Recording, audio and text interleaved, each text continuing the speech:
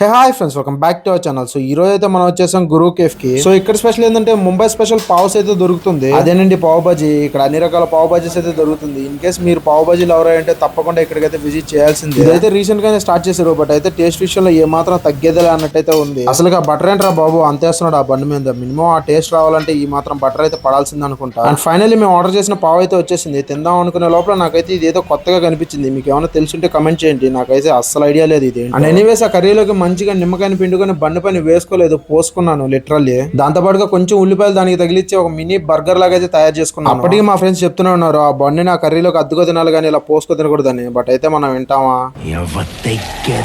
అబ్బా టేస్ట్ అయితే నెక్స్ట్ లెవెల్లో ఉంది. నాకైతే లిటరల్లీ పిచ్చగా నచ్చింది. అసలు ఆ మసాలాలోకి నిమ్మకాయ పిండేసరికి నెక్స్ట్ లెవెల్లోకి తీసుకొని వెళ్ళిపోయింది టేస్ట్ ని. ఇంకా ఉల్లిపాయల సంగతి అయితే చెప్పనక్కర్లేదు, అంత బాగుంది. ఇంకా పావుతో పాటు పానీపూరి కూడా అయితే లాగిచ్చేసాను. అండ్ ఈసారి ఫుల్ గ్యాంగ్ తో వచ్చేసరికి నా లోపల ఉన్న తేటగాడైతే నిద్రలేసాడు. సో అందుకనేసి పావు బజీకి ఇచ్చిన మసాలాని పానీపూరి వేసి అయితే మా వాడికి అయితే పెట్టేశాను. వాడి రియాక్షన్ చూడండి ఎట్టుందో. And by the way address చెప్పడం మర్చిపోయాను, దాన్ని అయితే కమెంట్ లో పిన్ చేస్తాను చూడండి. ఇకుంటా, బాయ్ బాయ్.